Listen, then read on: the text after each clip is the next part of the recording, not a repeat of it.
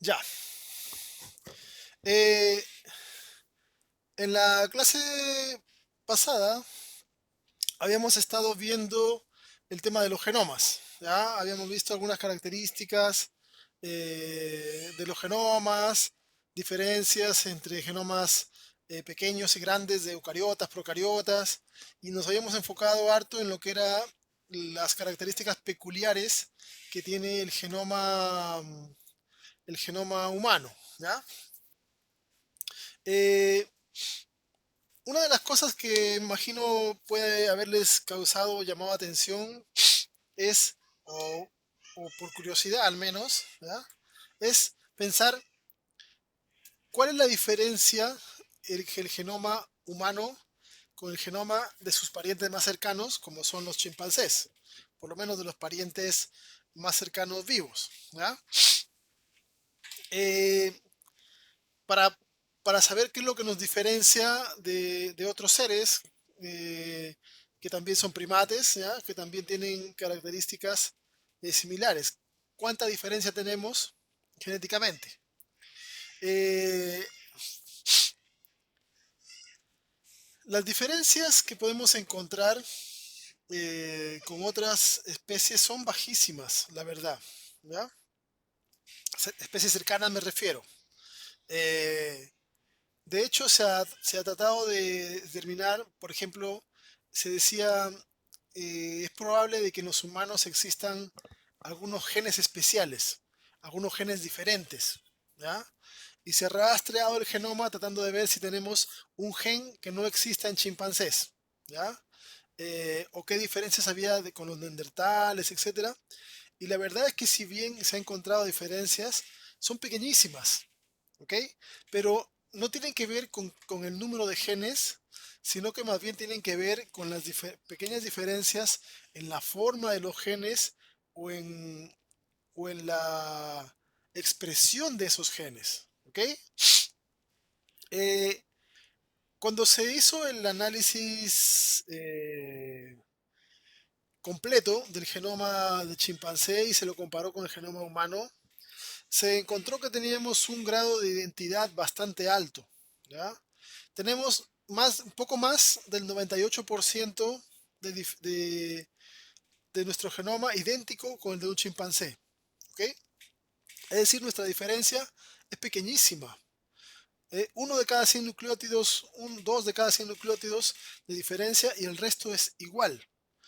Pero aún así sabemos de que tenemos capacidades bastante diferentes, ¿ok? Eh, si nosotros consideramos de que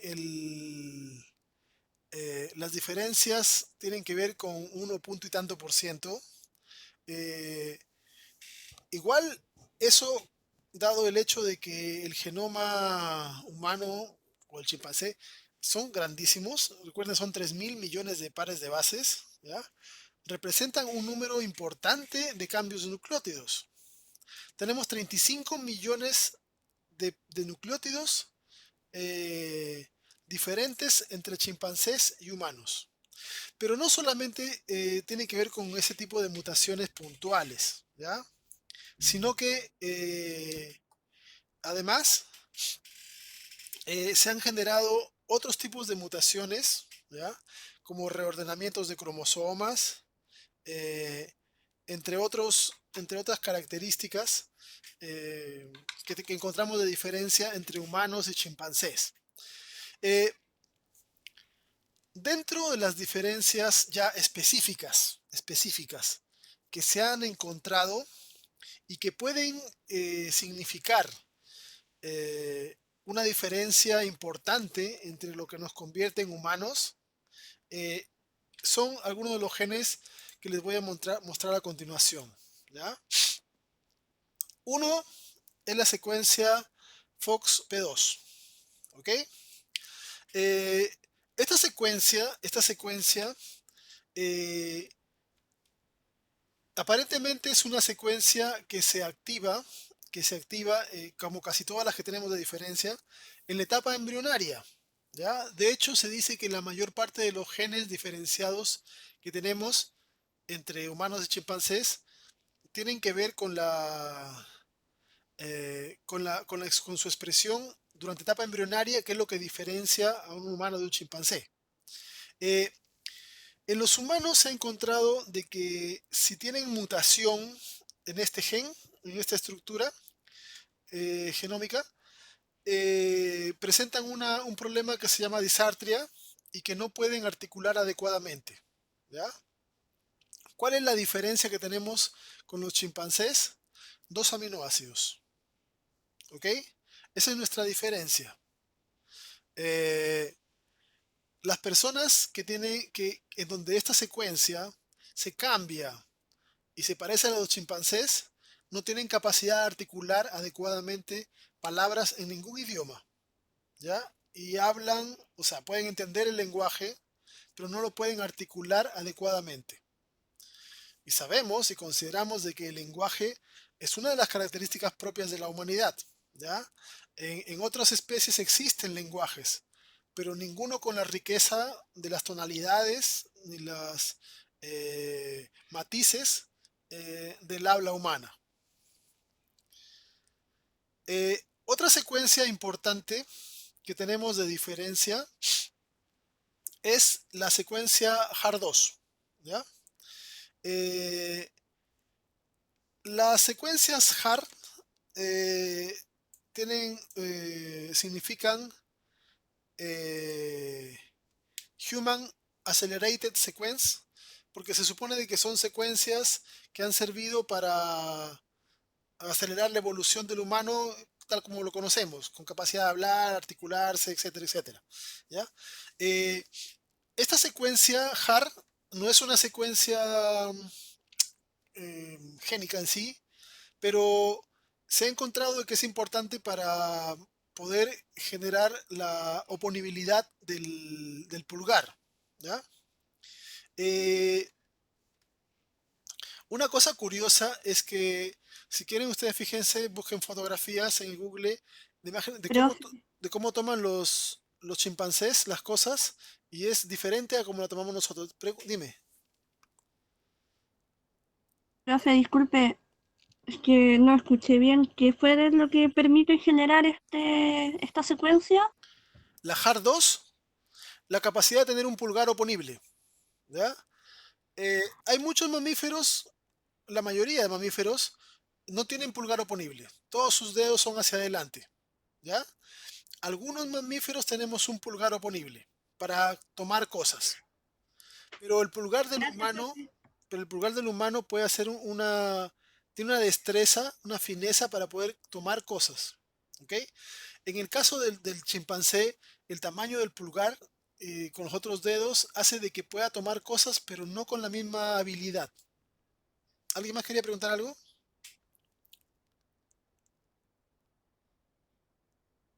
¿Alguien más parece que quería preguntar algo o no?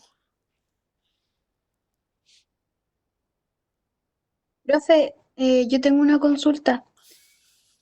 Es que dijo algo de genes que aceleraban algo y no escuché bien qué era.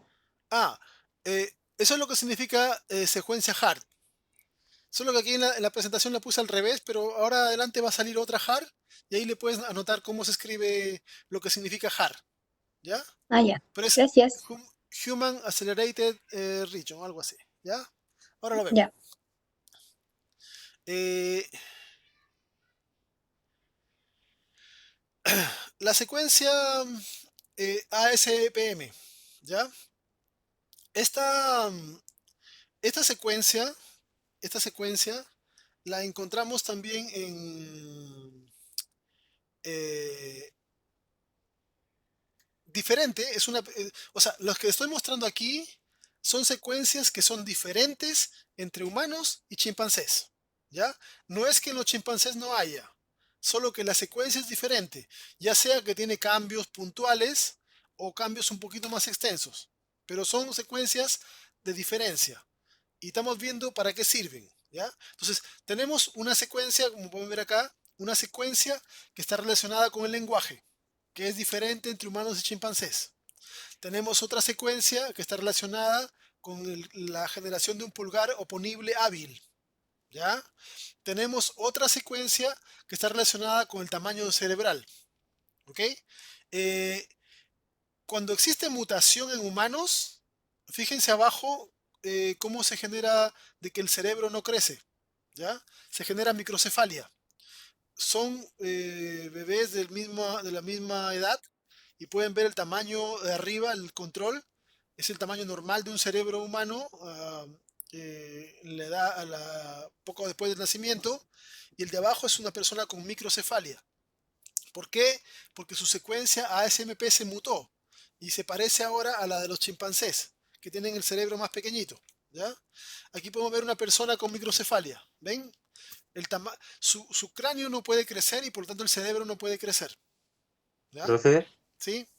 ¿se puede dar lo contrario? Que la secuencia de los chimpancés mute y se parezca a la de los humanos. Eh, Podría darse. ¿Ya? De hecho, es algo que se quiere probar. ¿Ya? No sé qué tan ético sea, pero se quiere hacer eso. Porque ¿qué pasa si es que, por ejemplo, está hablando de punto de vista ético y una suposición, ¿ya? Imagínate esto. A un chimpancé, un embrión, le colocamos una mutación en donde esta secuencia ASMP la cambiamos por una secuencia humana, ¿ok? Y generamos un chimpancé con un gran cerebro, ¿ok? Y ese cerebro le da más inteligencia. Inteligencia, por ejemplo, para ser consciente, etcétera, etcétera. Más o menos como la película. ¿Cuál es la responsabilidad que tenemos con un ser vivo y consciente? No sé si va a dominar el mundo, pero, pero son ensayos que éticamente son cuestionables, ¿ya?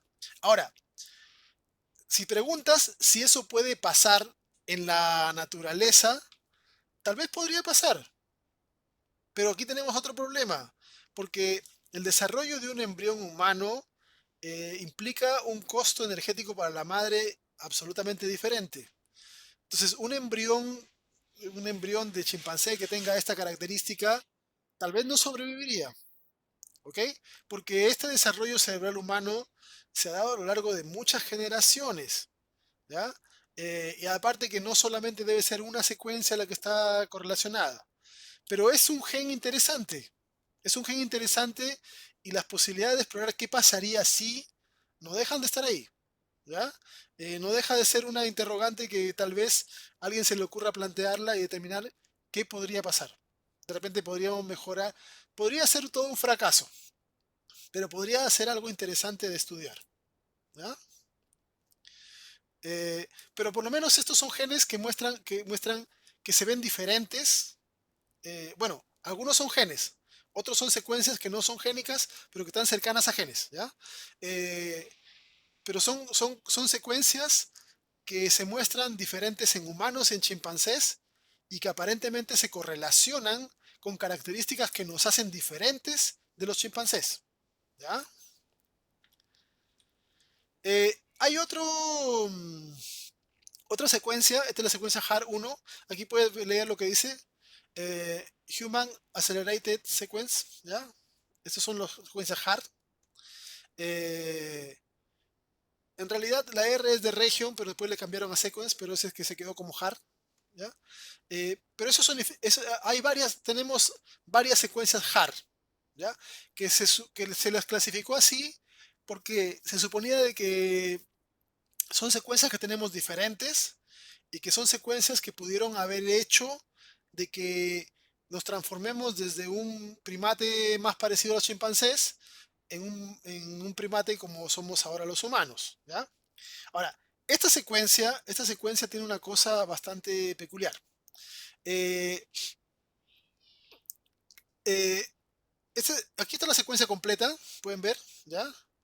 Pero una de las diferencias que existe entre humanos y chimpancés es la longitud de este bracito, ¿ya? Pueden ver acá. Esta parte es esta parte de acá, ¿ya? Entonces, para comparar, se ha visto esta parte que tenemos de diferencia. El resto es igual en humanos y chimpancés, pero aquí tenemos una diferencia. Los chimpancés tienen menos cantidad de nucleótidos en esta parte. Esto no se traduce en proteína, ¿ya? Se traduce en un RNA que aparentemente tiene funciones de activadoras de otras cosas. ¿Ok? Ahora, se ha encontrado de que cuando un humano tiene una mutación en esta región, ¿ya? Y esto pierde un pedazo de eso y se transforma en algo más parecido a esto, no igual, pero más parecido, su cerebro no desarrolla adecuadamente los surcos característicos. Imagino que ustedes han sufrido aprendiéndose todas las circunvalaciones cerebrales, etcétera, etcétera, en morfología. Bueno, el hecho de que tenga tantos surcos el cerebro hace de que la corteza sea mayor, porque tiene mayor superficie, por lo tanto, le genera una mayor cantidad de capacidad para poder controlar diferentes regiones corporales, etcétera, etcétera. ¿Ya? Algo así. Bueno, cuando hay, cuando hay una mutación en este HAR, ¿ya? Y el HAR se parece más al del chimpancé, cuando pierde acá nucleótidos, el cerebro no desarrolla o casi no desarrolla surcos. ¿Ok? Eh, y eso también se correlaciona con la inteligencia. También se correlaciona con capacidades de utilización de los sentidos. ¿Ya? Eh, porque casi todas las zonas de surco están diferenciadas o orientadas hacia un sentido, otro sentido, etcétera, etcétera. ¿Ya? Eh,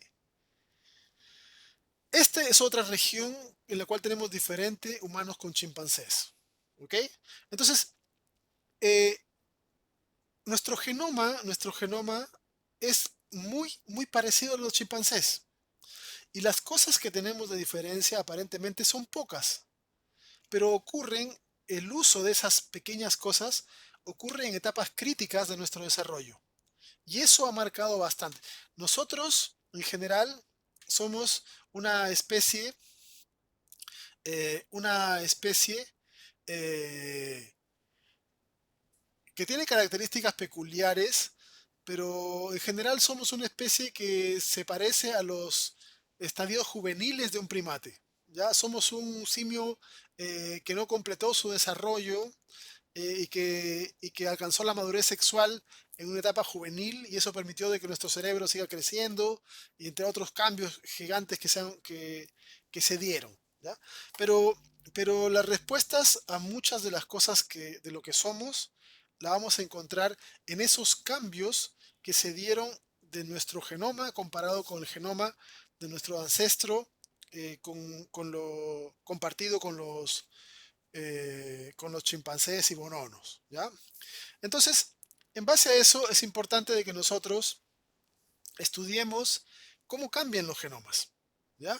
Cómo evolucionan los genomas. Se ha encontrado de que algunos genomas evolucionan más lento y otros evolucionan más rápido, ¿ya?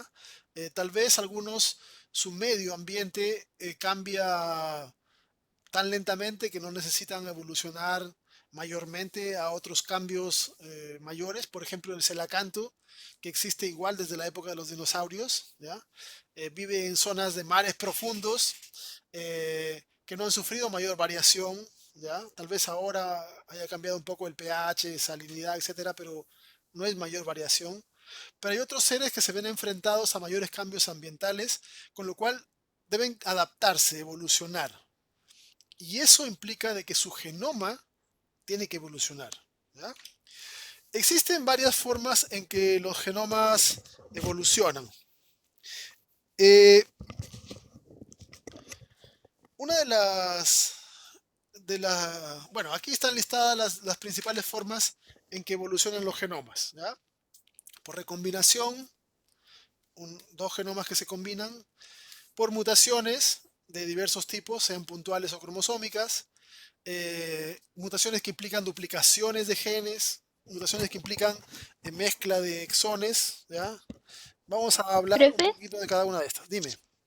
una consulta con respecto a la diapositiva anterior, que es, por ejemplo, los anfibios y los animales que pueden vivir tanto en el agua como en la tierra, que cambian constantemente de ecosistema o de hábitat. Serían, ¿por qué son como, tienen una adaptación evolutiva como más baja? Si ellos están como en constante cambio, ¿eso no les generaría que fueran como más adaptados? Eh, los que están ahí son ejemplos, ¿ya? Pero hay hay algunos seres que se ven enfrentados a cambios más bruscos y por lo tanto generan variaciones más rápidas, ¿ya? Pero, s- pero, bueno, este esquema en realidad no es tan preciso porque hace una correlación dentro de grupos, ¿ya? Pero en general, eh, cuando un grupo tiene una restricción, por ejemplo, cómo te lo digo? A ver, eh, no todos los seres vivos tienen la misma baraja de posibilidades evolutivas, ¿ya? Es decir, hay seres que han surgido desde grupos bastante diversos y por lo tanto tienen una gran cantidad de variantes en su genoma que pueden aprovechar y cambiar de una forma u otra. Por lo tanto, pueden variar harto su genoma en una dirección u otra. Pero hay grupos completos de seres que han surgido de una línea evolutiva más restringida. Por ejemplo, las aves, ¿ya? Las aves han surgido, a pesar de toda la variación que vemos, han surgido de un grupito de dinosaurios, ¿ya? Que tenían ciertas características. Entonces, eso restringe sus posibilidades de cambio, porque ya venían con ciertas predisposiciones o capacidades a cambiar. ¿Ya? Es como que unos tienen mayor capacidad de cambio y otros tienen menor capacidad de cambio porque ya traen en su genoma de los ancestros ciertas restricciones. ¿Ok? Y eso les da mayor cambio evolutivo o menor cambio evolutivo. ¿Ya? Ahora, dentro de cada grupo uno puede encontrarse cosas sorpresivas. ¿Ya? Eh, por ejemplo, podemos encontrar en reptiles que tienen una baja tasa de adaptación evolutiva, que de repente aparece una lagartija que en unas pocos decenas de años evoluciona rápidamente a otra cosa. ¿Ya? Entonces, lo que tenemos acá es como una sumatoria de grupos, una sumatoria de todos los grupos de reptiles, etcétera, y como un promedio en términos generales. ¿Ya? Eh, por ejemplo, en el caso que se ven ahí los cocodrilos, ¿ya? Su cambio, los cocodrilos existen antes de los dinosaurios, ¿ya? Por lo tanto, su capacidad de cambiar eh, ha sido bajísima porque han sido exitosos y siguen siendo exitosos en los ecosistemas en los cuales se desarrollan, ¿ya?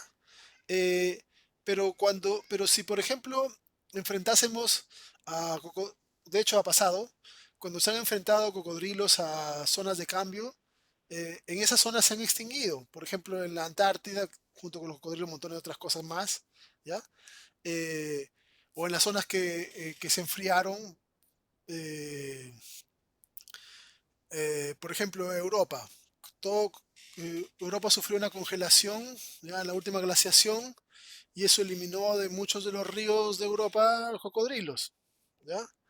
Eh, porque no fueron capaces de adaptarse en esas condiciones. Entonces, no siempre el hecho de que uno vea que un ambiente cambia significa que los seres que están ahí van a cambiar, porque muchas veces significa de que los seres que están ahí van a desaparecer, ¿ok? Van a desaparecer y luego su nicho va a ser ocupado por otros seres que tal vez tengan características parecidas. En algunos lugares, por ejemplo, han desaparecido una rana y apareció otra, porque no se adaptó a los cambios y la otra llegó con otras adaptaciones, ¿ya? Es complejo el tema de la velocidad de adaptación. No sé si algo de aclaré un poquito. Sí, profe, sí se entendió. Ya. Gracias. Hablemos entonces ahora de los mecanismos de evolución, ¿ya? ¿Cómo evolucionan los genomas? Eh,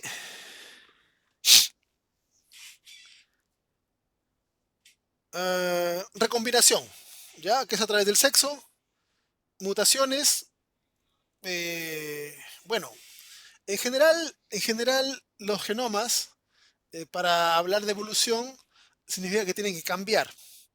Y en términos, si uno lo habla en términos estrictos, todo cambio de genoma significa una mutación, ¿ya? Pero las mutaciones pueden ser puntuales, pueden ser de cromosomas, de regiones enteras, que implican duplicaciones de genes, que implican genes que llegan de otras partes, desde otros seres, o que se mezclan genomas, etcétera. Pero al final lo que implica es que hay variación en las secuencias de los genomas, de una forma o de otra, ¿ya?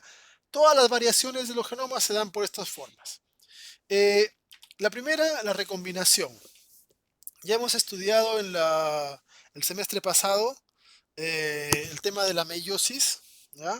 Si recuerdan, eh, la reproducción sexual, eh, habíamos conversado que tiene una gran cantidad de desventajas, ¿ya? Para el individuo, pero tiene una ventaja para la especie, que es generar variabilidad, ¿ya?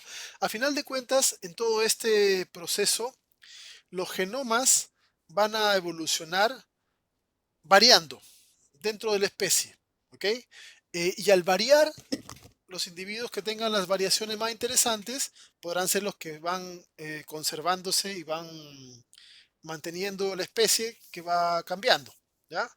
Eh, la, no sé si les conversé de esto, pero la variabilidad genética eh, tiene que ver con tres elementos esencialmente, con el crossing over, ¿ya? Que te genera una enorme cantidad de variantes, ¿ya? Los alineamientos en metafase, no sé si recuerdan esto, que en metafase se alinean los cromosomas en dos hileras, ¿ya? Y al ser cromosomas en dos hileras, también generan combinaciones, ¿ya? Eh, para los humanos, el número de combinaciones sin considerar el crossing over son más de 8 millones, considerando que tenemos 23 cromosomas. Mientras más cromosomas, mayor número de variantes se pueden conseguir. Y además, el hecho de que la fertilización sea aleatoria en términos generales, casi cualquier macho podría tener descendencia con casi cualquier hembra en términos generales. eh, Se multiplican las posibilidades, ¿ya? Y eso hace de que el sexo posibilita de que las variantes en la descendencia sean muchísimas, ¿ya? Para un ser humano, una pareja tomada al azar puede tener eh, muchos más descendientes, todos diferentes, que millones de estrellas puede haber en el universo en total, ¿ya? Porque aquí en este caso estamos considerando las posibilidades sin crossing over, que son 70 billones sin crossing over. Si consideramos con crossing over, se multiplican por millones de veces la cantidad de descendientes diferentes que podemos conseguir, ¿ya? Ya. Eh, la, la segunda forma en la cual los genomas varían es algo que también ya hemos estudiado y que son las mutaciones puntuales. Eh, ¿Recuerdan algo de mutaciones puntuales?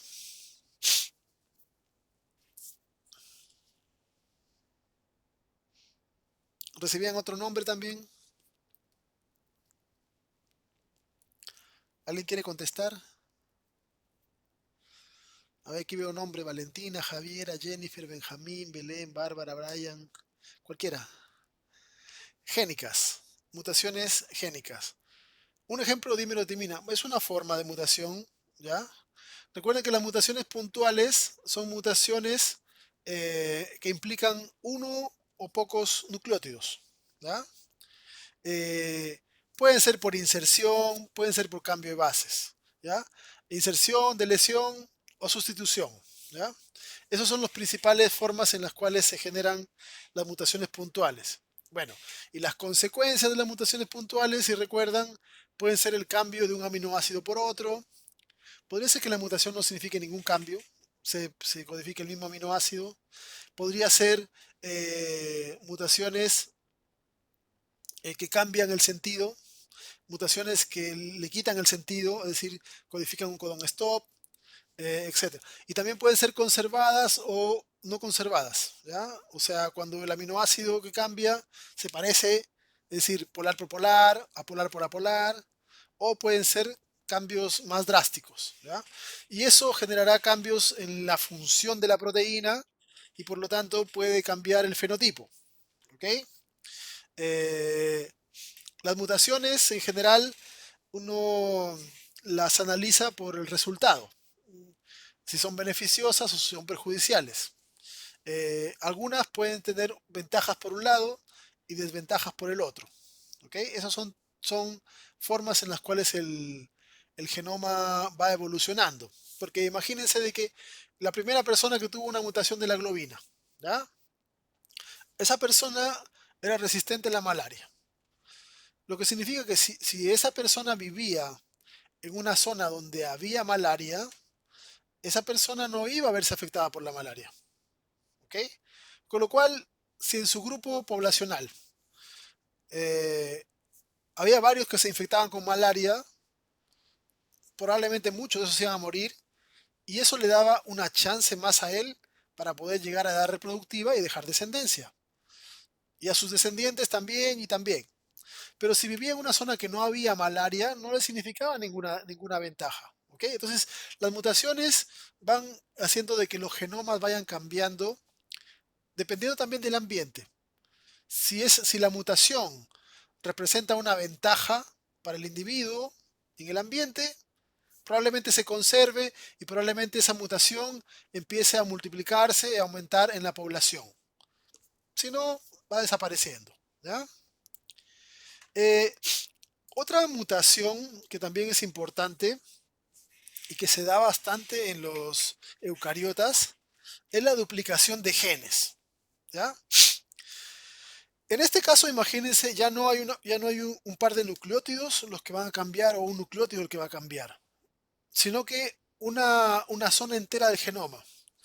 ¿Se acuerdan de los genes saltarines, de los transposones, que a veces se copian y saltan por acá y por allá? Bueno, esos generan, por ejemplo, estas cosas, ¿ya?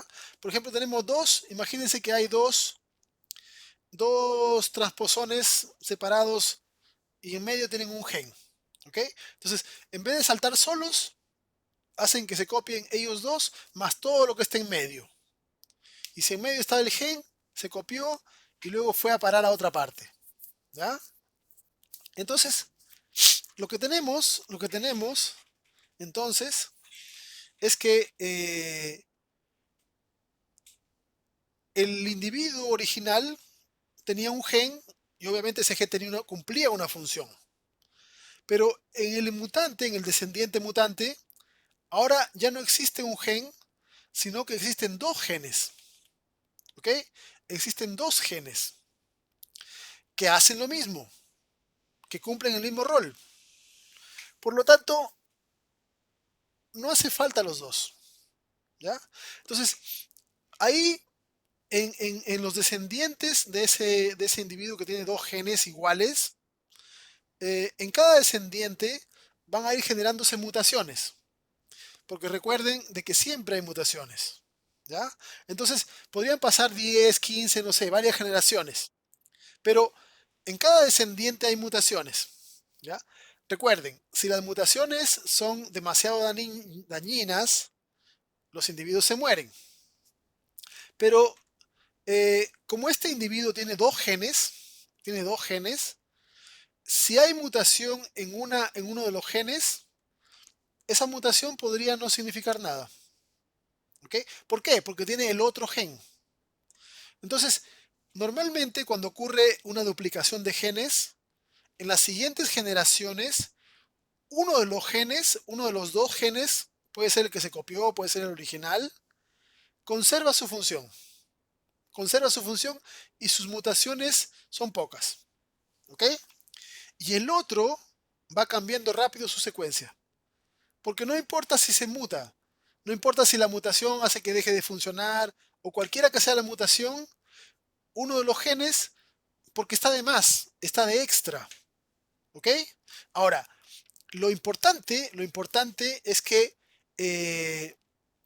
cuando ese que está de extra sufre mutaciones que le cambian la función, ¿ya? Porque podría pasar lo siguiente, ¿ya? Tenemos un individuo con un solo gen. El descendiente recibe dos genes idénticos, los dos funcionan. Y luego en los descendientes, ya en la tercera, quinta, décima generación, tenemos que tienen dos genes. Uno conserva la función del original y el otro puede cambiar. Ahora, si las mutaciones que ocurren acá son mutaciones que hacen que pierda la función, se transformará en un pseudogen.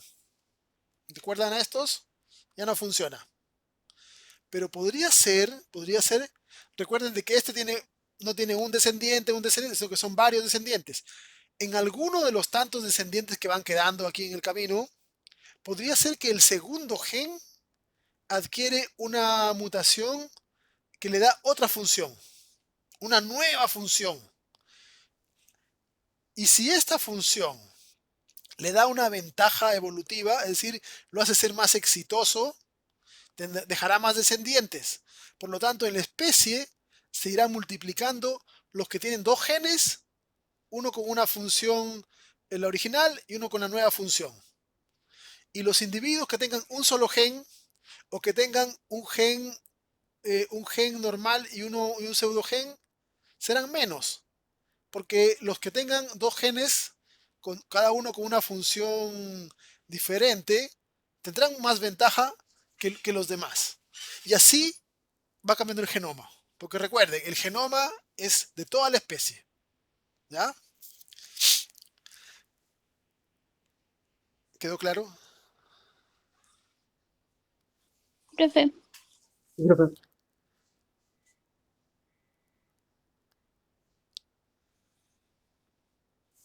Ya.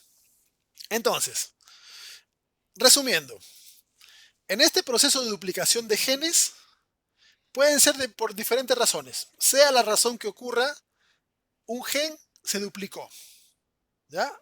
Y al duplicarse, el nuevo ahora tiene dos copias, ¿ya?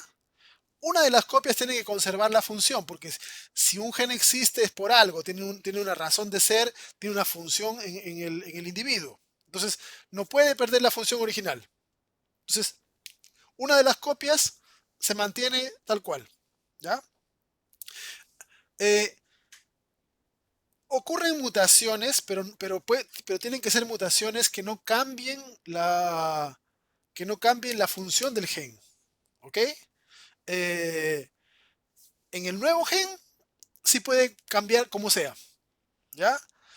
Si cambia algo que sirva, será ventajoso, pero podría cambiar algo que perfectamente no sirva y se transforme en una estructura que no tiene utilidad en el genoma, ¿ya?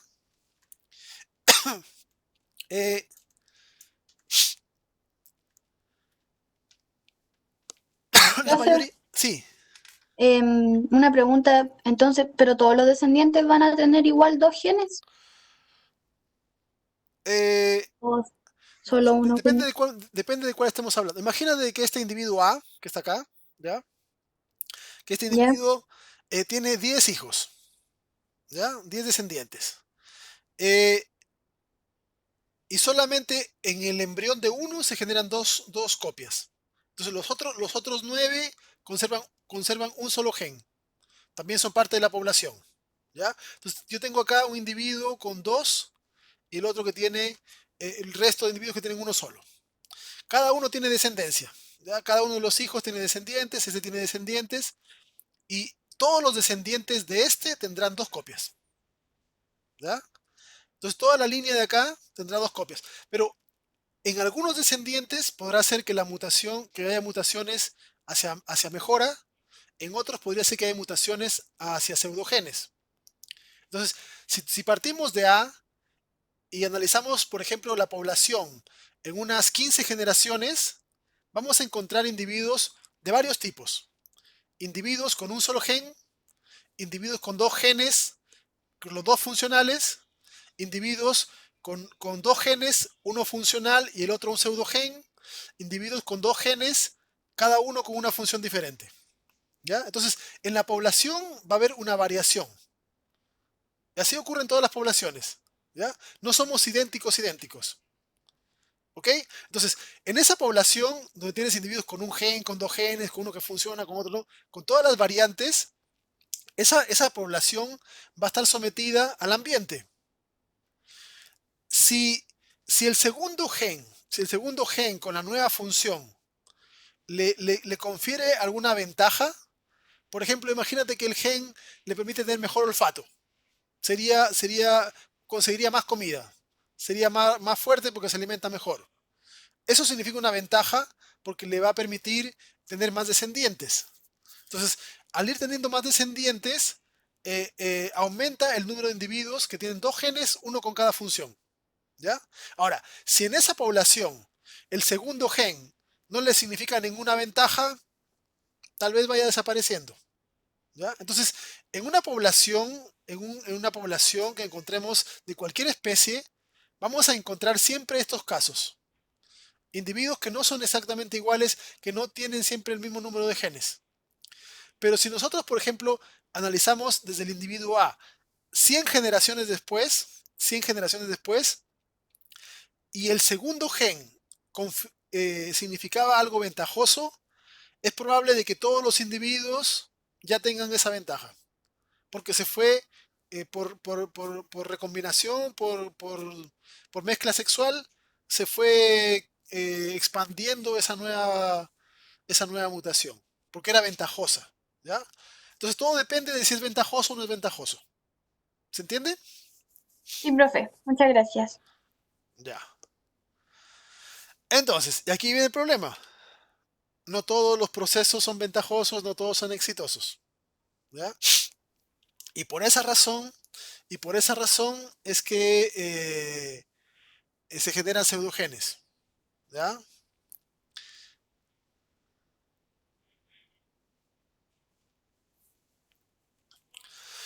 Ya. Al principio, uno, o sea, el individuo donde ocurre la duplicación tiene los dos genes con la función original. ¿Ok? Ahora, tener dos genes iguales que cumplen el mismo rol no representa mayor ventaja.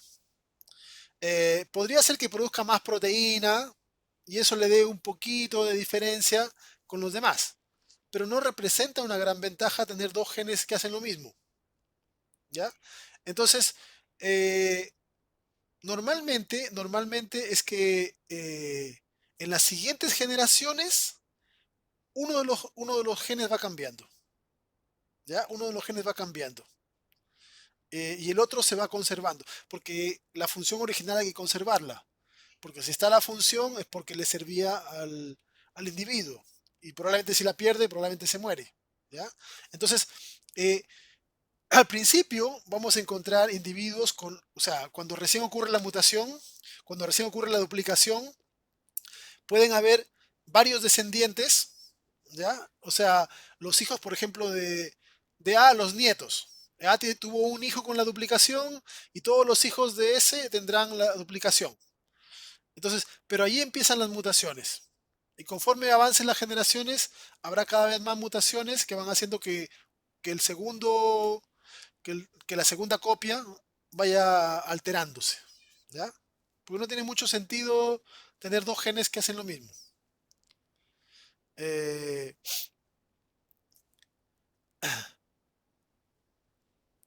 Consideren lo que esto tiene que ver con que las mutaciones son aleatorias. ¿Ya? Entonces imagínense esto.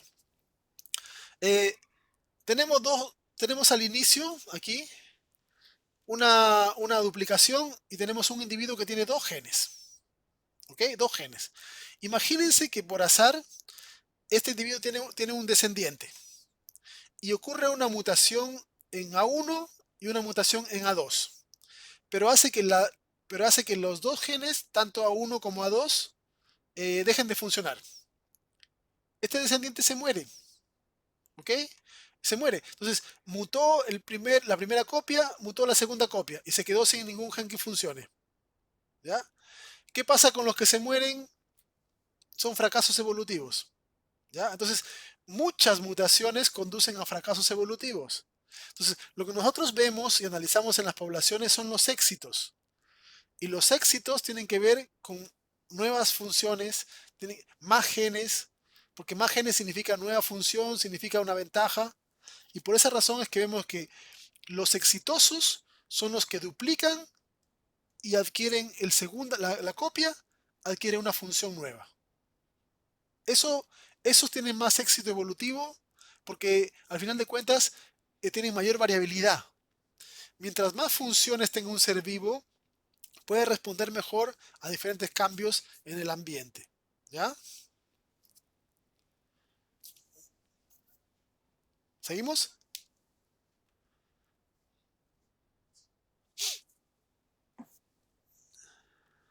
Ya.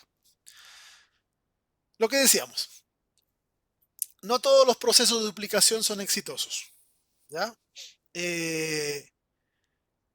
A veces, como les explicaba hace un rato, hay genes que se duplican y que se pierden los dos. O hay genes que al duplicarse se duplican incorrectamente e interfieren uno con otro. ¿Ya? Aquí tenemos algunos pseudogenes que se generaron por pérdida, no necesariamente por duplicación, pero tenemos elementos que se perdieron. ¿Ya? El gen asociado con la cola, con el pelo, con la vitamina C, que lo vimos en otra clase, entre otros elementos asociados a, por ejemplo, reparación del DNA, ¿ya?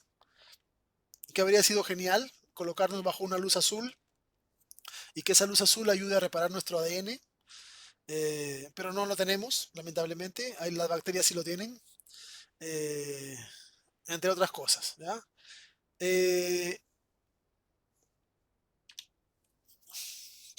Aquí están los escenarios generales que ocurren tras la duplicación que les estaba explicando hace un rato. ¿Ok? Cuando se duplican los genes, cuando se duplica un gen, aquí tenemos, podría ser que uno pierde una función y queda como pseudogen. Ahora, si los dos genes conservan sus funciones, podrían ser que en algunos casos se reparten la función. Y ahí tenemos lo que se conoce como las familias génicas. ¿Ya? ¿Se acuerdan de las familias génicas? Toda la familia de receptores de tirosina quinasa. Hay montones. Se han ido duplicando. Eh, en muy pocos casos queda repartida la misma función. ¿Ok? Generalmente esto ocurre en los estadios iniciales de la duplicación. Pero conforme avanzan las generaciones, como les decía, una de las copias tiende a cambiar y tiende a generar una función diferente. ¿Ya?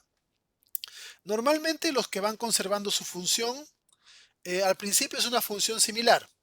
Es decir, por ejemplo, imagínense, tenemos un receptor para la testosterona, ¿ya? Y luego ocurre una duplicación y tenemos ahora un segundo receptor de testosterona.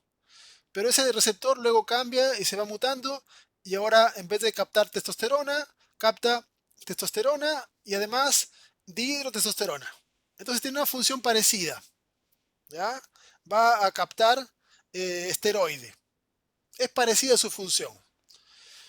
Conforme pasa el tiempo, mientras más mutaciones se acumulan, la función puede ser mucho más diferente.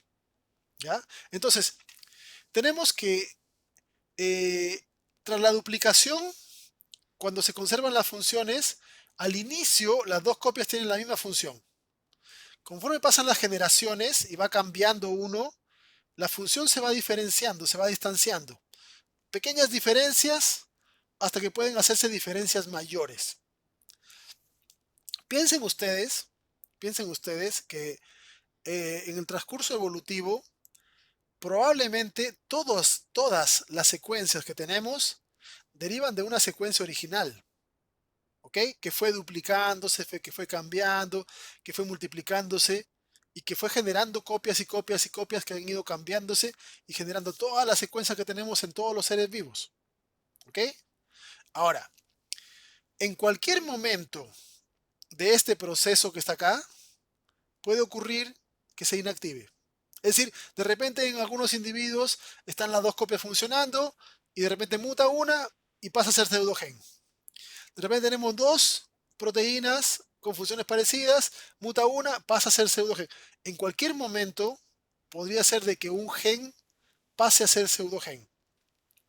Si el individuo no se muere, si el individuo deja descendencia, se conservará en la generación de ese genoma, ¿ya? Si no, se pierde de la especie y desaparece del genoma, ¿ok? Uno de los casos más notables de duplicación génica es el caso de las globinas, ¿ya? Nuestra historia evolucionaria de las globinas. Tenemos las globinas son los genes de la hemoglobina, ¿ya? No sé si se acuerdan que la hemoglobina, está la hemoglobina adulta que tiene 2 alfa, 2 beta, la hemoglobina fetal que tiene 2 delta, 2 alfa, y así diferencias entre genes de globina, ¿ya? Eh, tenemos genes de mioglobina, todos los genes de globina derivan de un gen ancestral, ¿ya? Que que existió en un antecesor de los humanos, ¿ya? No sé si incluso antecesor de los mamíferos en términos generales, ¿ya? Tal vez en la época de reptiles, no me acuerdo cuánto es el tiempo, eh, pero fue un gen que se fue duplicando, ¿ok? Y al duplicarse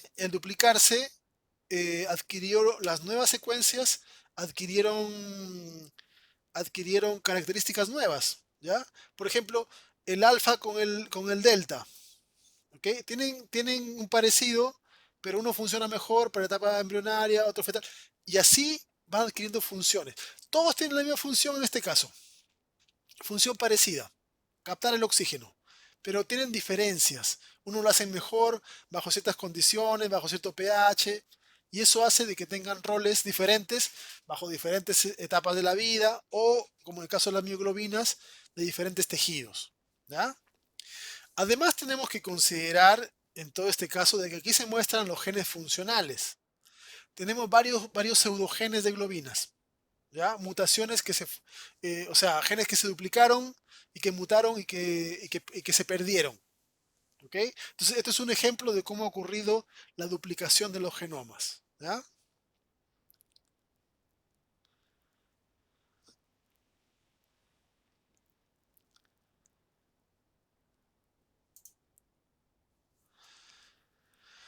Este es otro caso de un gen que se denomina gen bola, bola 2, ¿ya? ¿Dónde está por ahí el nombre? Ahí está, por ahí está el nombre, bola 2, ¿ya? El punto es que este gen, por ejemplo, se ha encontrado duplicado en humanos, pero no está en otros primates, ¿ya? Eh, una de las cosas interesantes que tiene este gen es que aparentemente tiene que ver con un rol con la evolución del cerebro, pero también tiene que ver con el autismo, ¿ya? En humanos hay dos genes de estos. Todavía se parecen harto, no hay mucha diferencia en sus funciones de unas con otras, así que aparentemente estamos todavía en un estadio temprano de diversificación, de duplicación génica, ¿ya? Las consecuencias, las consecuencias de la duplicación es que en los eucariotas hay secuencias únicas y secuencias repetidas, ¿ya? En cambio, en las bacterias no suele haber eso, ¿ya? Eh, aquí pueden ver ustedes, esto es E. coli, ¿ya? Pueden ver E. coli, una bacteria, la conocen seguramente. Todo el genoma de E. coli es único, ¿ok? Es decir, tiene un gen de cada tipo. Y aquí tenemos varios eucariotas, ¿ya? Canorhabditis es un gusano, la mosca de la fruta, la drosófila, un ratón, Xenopus es una rana, este es nicotiana, el tabaco, ¿ya? Y aquí se puede ver secuencias en azul moderadamente repetitivas y en verde altamente repetitivas, ¿ya? Entonces pueden ver eso. Eh, Se supone de que están en cierto grado de complejidad, ¿ya? Se supone que los gusanos son menos complejos que los invertebrados y que los invertebrados son menos complejos que los vertebrados y las plantas, ¿ok? Fíjense ustedes en las secuencias que son eh, eh, moderadamente repetitivas y altamente repetitivas en estas especies, ¿ya? Pueden ver, en el gusano, el 83% de sus genes son únicos.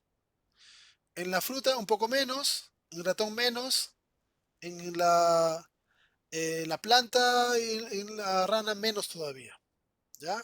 Es decir, ¿qué es lo que ocurre acá?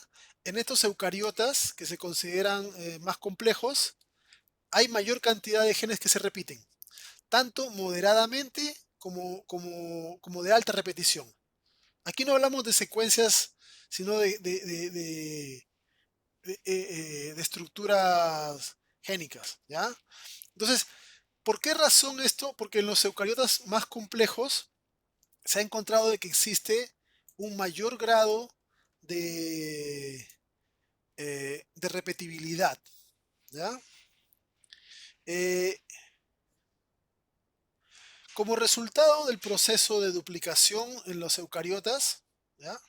Eh, Se han producido lo que son las familias génicas, ¿ok? Y pueden ver ustedes acá la proporción de familias en los diferentes, en las diferentes organismos, ¿ya? En bacterias pueden ver familias génicas, ¿ya? Con respecto al total de genes, levaduras, mosca, gusano, etcétera. Y pueden ver cómo los genes corresponden, la mayoría de los genes corresponden a familias génicas. Eso significa que la mayoría de estos han sido generados por duplicación, ¿ya? Como resultado de este proceso. Entonces, qué es lo que nos dice esto, a fin de cuentas? Nos dice que para la naturaleza es mucho más fácil, es mucho más fácil copiar algo que ya existe y cambiarlo un poco a crearlo todo de nuevo, ¿ya? Imagínense lo complejo que debe ser crear un gen completamente nuevo, ¿ya? Imagínense tomar en el ADN humano una secuencia, una región del genoma que no tiene genes, ¿ya? Y en esa región empezar a construir una secuencia que sirva como promotor y una secuencia que codifique para una proteína. Todo desde cero, dándole la secuencia, el orden y todo con intervención del azar, ¿ok? Entonces, eso es, desde el punto de vista estadístico, algo prácticamente imposible. Pero es mucho más fácil copiar un gen y luego modificarlo. ¿Y quién modifica eso? El azar, la mutación aleatoria. ¿Y qué determina si sirve o no sirve? El ambiente. Y así funciona la evolución. Y así evoluciona el genoma. ¿Ya? ¿Se entiende?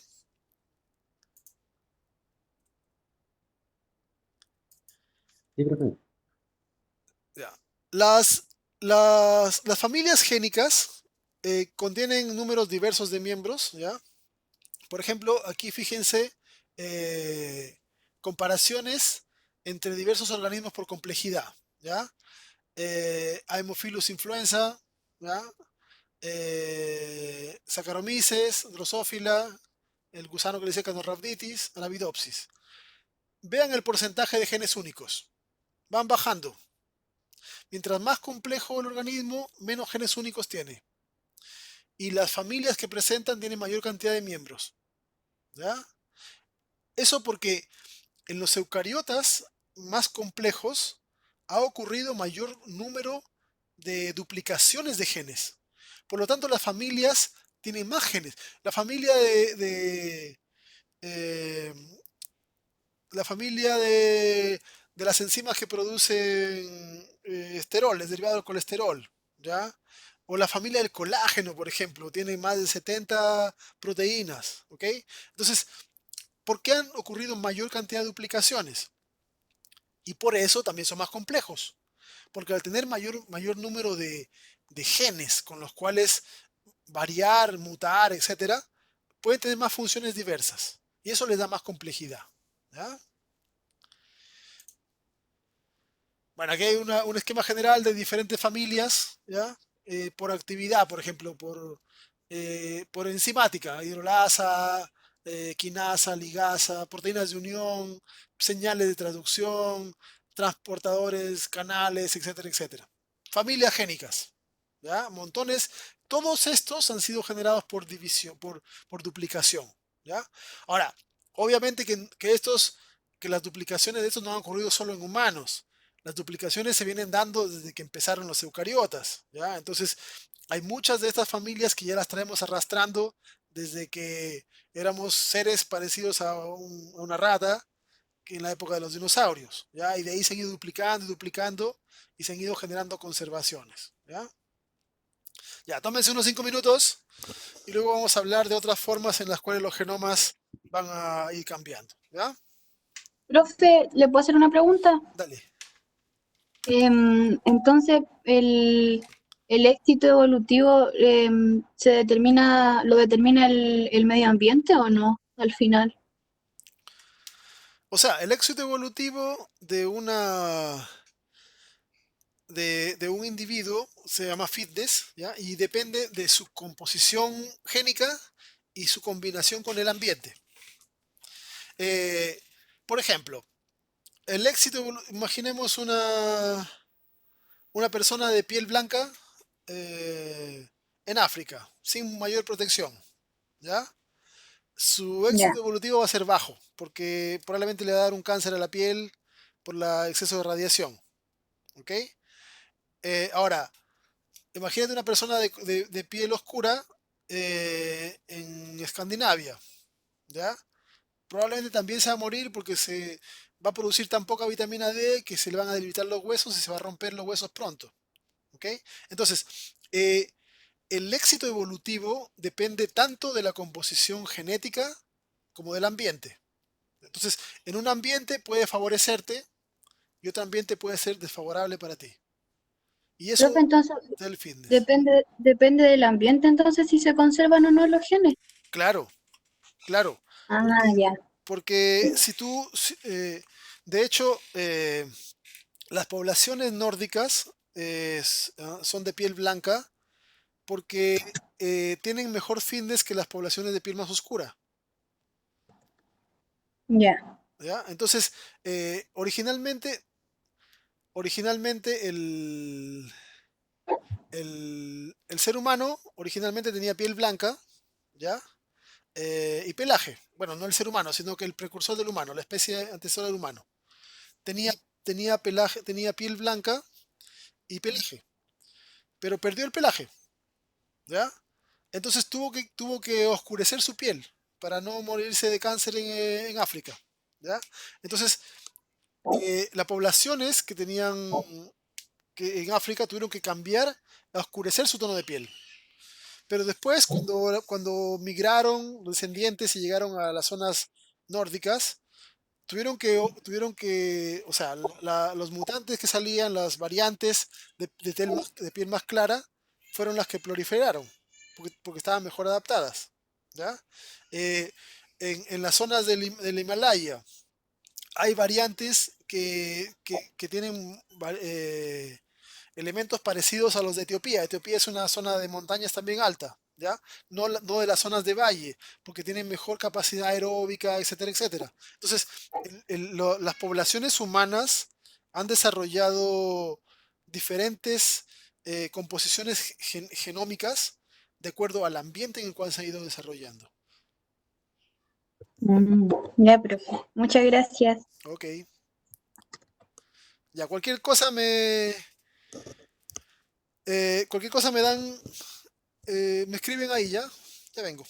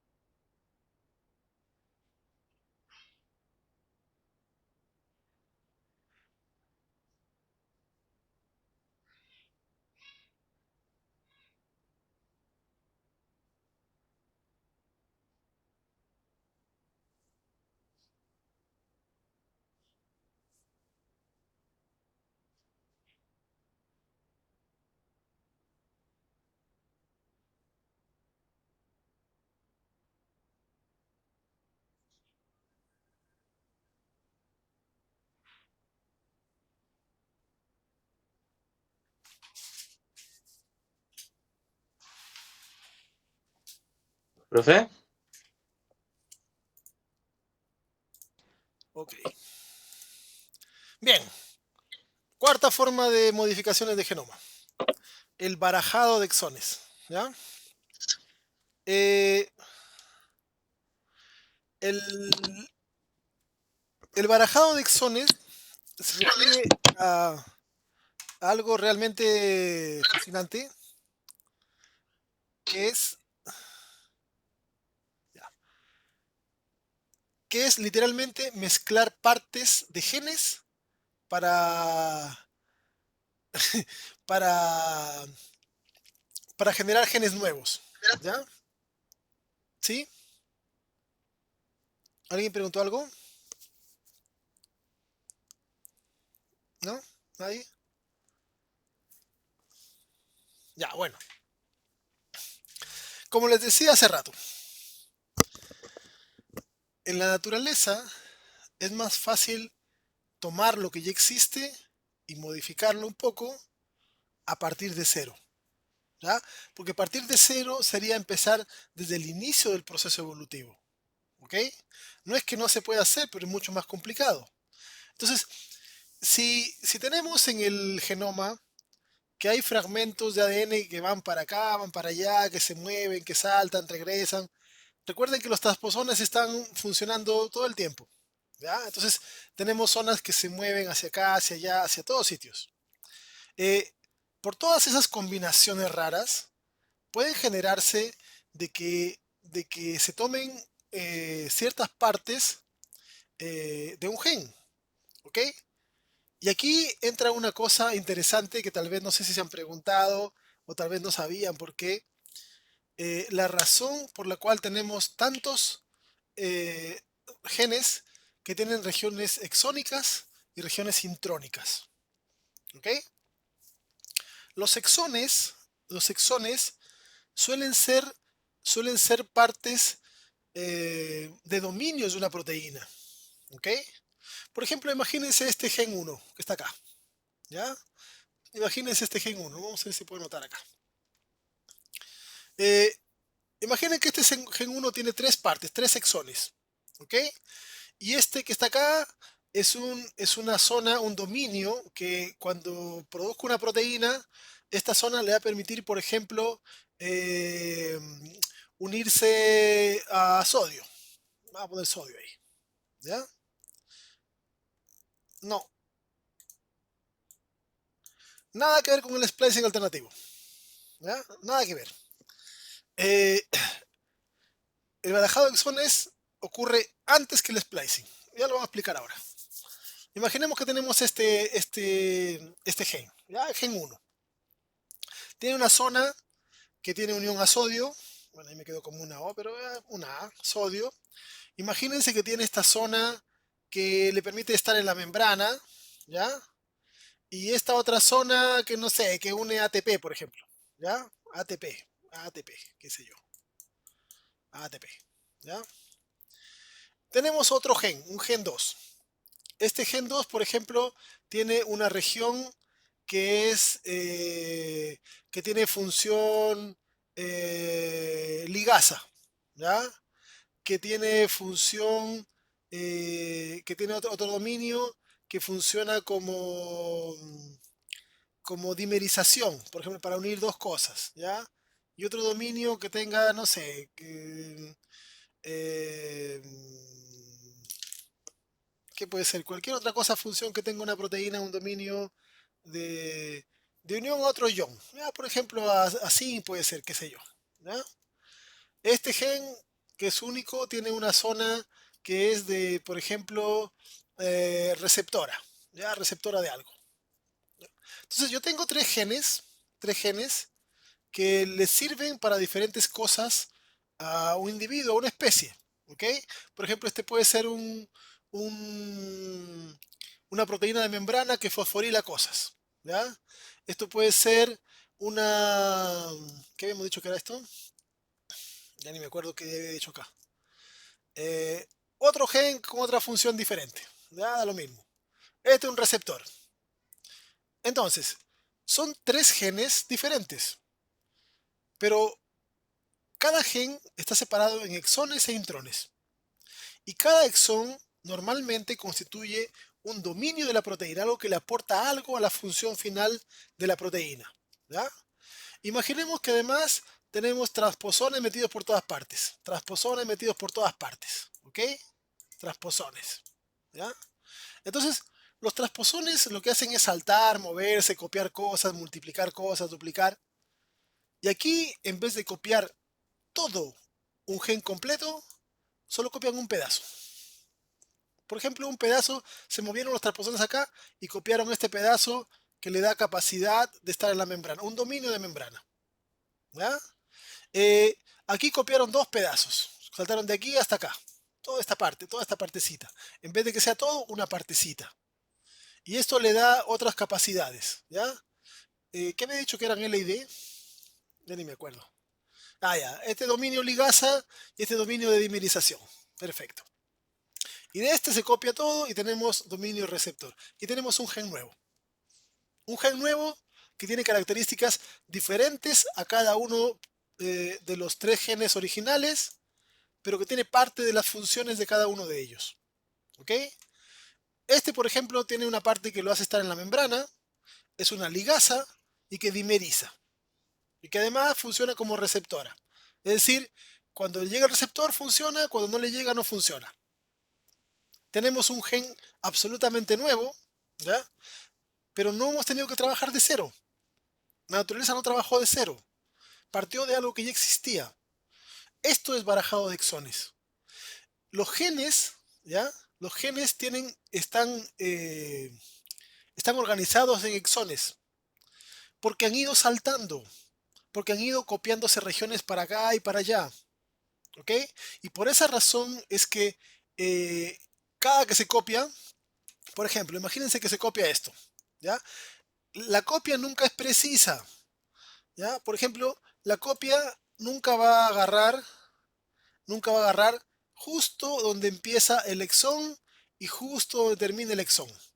Va a caer aleatoriamente, va a caer un poco más allá del exón, un poco más acá. Si corta por la mitad, puede que no sea funcional o puede que sí, depende. Porque recuerden que aquí hay mucha aleatoriedad. ¿Ya? Entonces, lo que importa son cuando tenemos resultados exitosos. Porque así estamos obteniendo secuencias de genes nuevos, que son combinaciones de otras cosas. ¿Ya? Entonces, al combinar funciones de un gen y de otro, podemos adquirir genes que le van a dar una nueva función a este ser vivo. Y ahí otra vez entra la evolución, el ambiente. Si este gen le aporta cosas al fitness, al éxito que presenta el individuo, pues se empezará a multiplicar porque dejará más descendientes. ¿Ya? Si no le aporta mucho, no sirve. ¿Ok? Los mismos procesos de recombinación pueden producir eso. ¿Ya? Cuando hay crossing over en la formación de los gametos, el crossing over no siempre es específico, no siempre es correcto. Entonces a veces puede generarse un crossing over inexacto que te combina segmentos, ¿ya? O por ejemplo zonas que están invertidas o lo que sea, y al generarse esos cambios te puede producir combinaciones así, ¿ya? Entonces, una es por los transposones, otra es por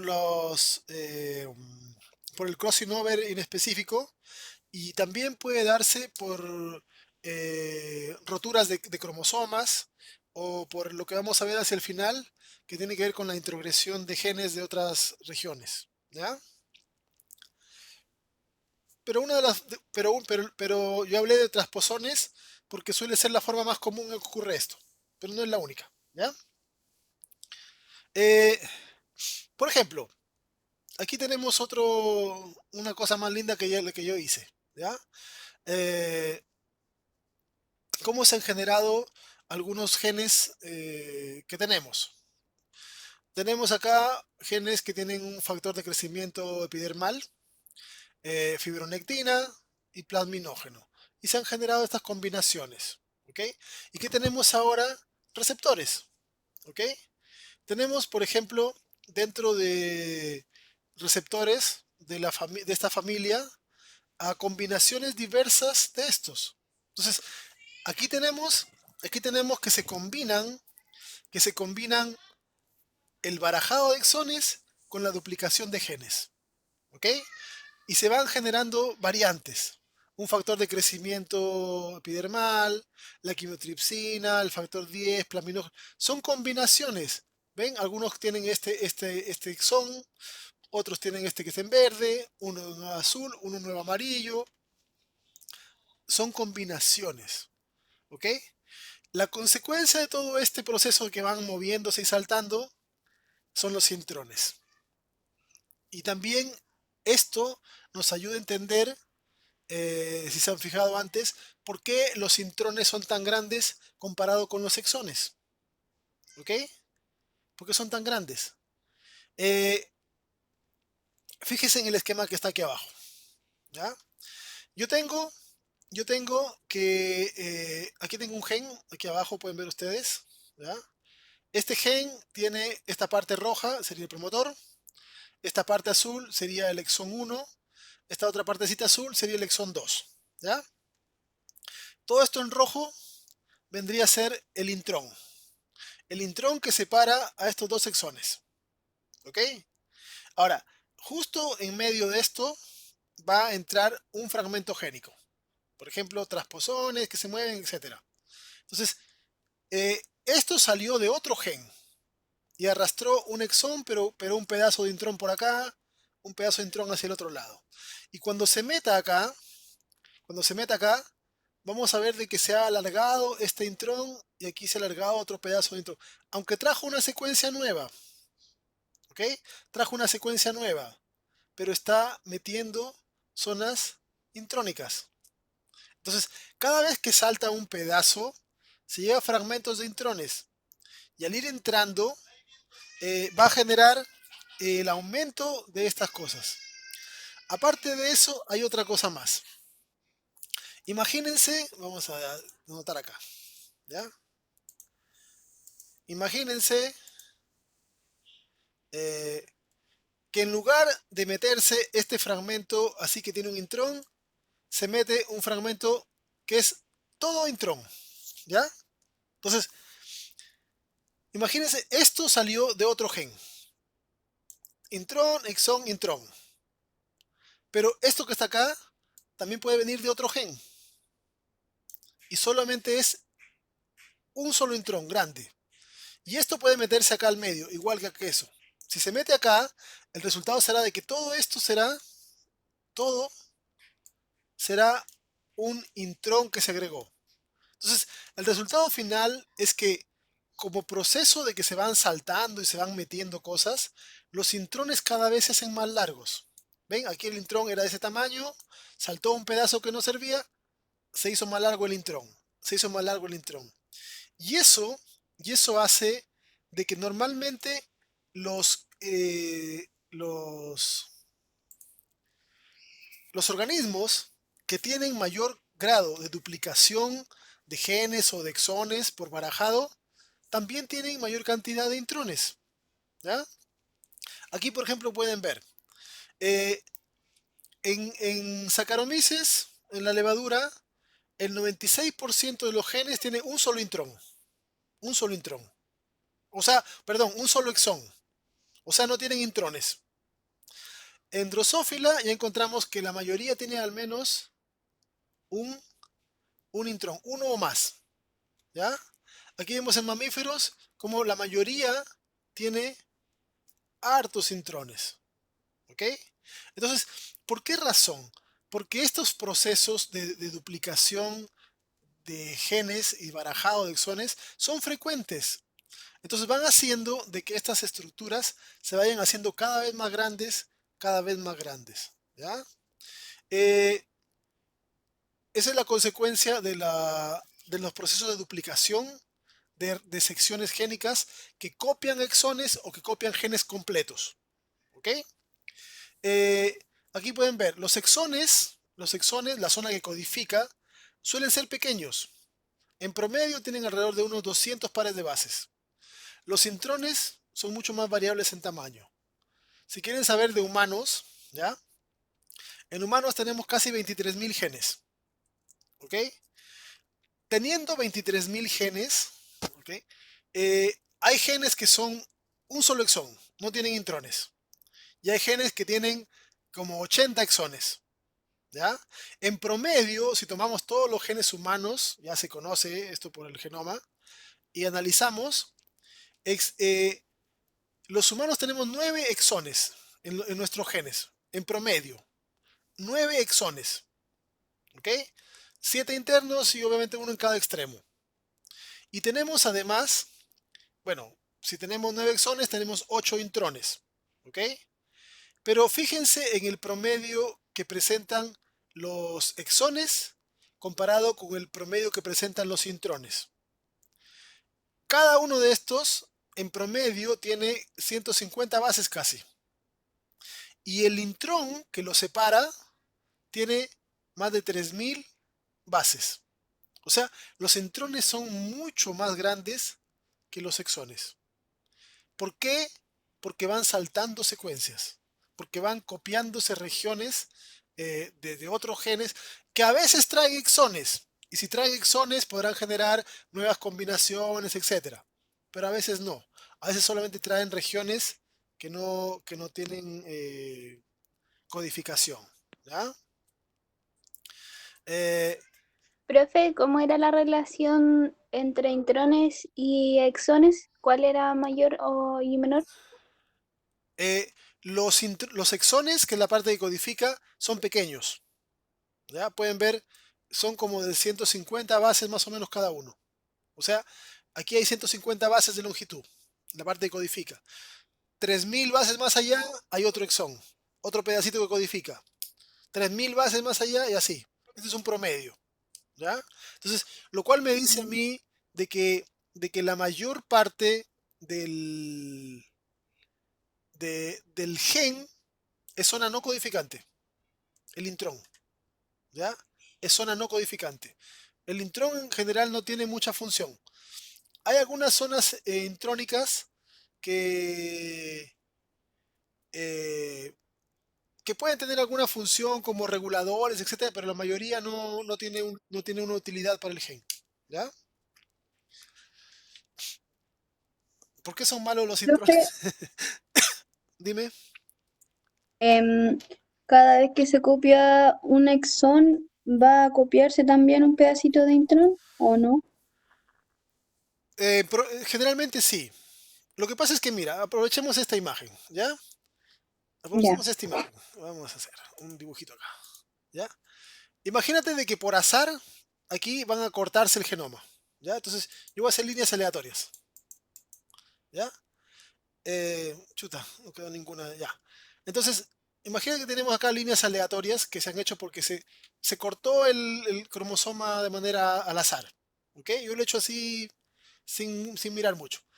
Y si tú ves, casi todos los cortes caen en intrones, ¿ya? Mm, Para que se copie solamente el exón, yo necesitaría de que un corte caiga justo aquí y otro corte caiga justo aquí, para que se lleve solamente esta parte. Pero como en el genoma los cortes y saltos y entradas de los transposones ocurren aleatoriamente van a caer en cualquier parte. Y lo usual es que, por ejemplo, todo este fragmento tiene dos exones, pero tiene pedazos de intrón, ¿ven? ¿Ya? O esta otra, tiene todo este pedazo de intrón, un exón y un pedazo de intrón otra vez. Entonces, como es aleatorio la transferencia de secuencias, lo usual es de que cuando se mueve un exón, se está llevando siempre pedazos de intrones. ¿Ya? Aparte de eso, puede ocurrir cosas como esta, por ejemplo, ¿ya? Que corta así. Entonces, se mm. lleva solo un pedazo de intrón y nada de exón. Entonces se mete en una zona y estamos teniendo una zona que no codifica, pero que está aumentando la secuencia en otra zona de un gen. ¿Ok? Ya, profe. Muchas gracias. Ya.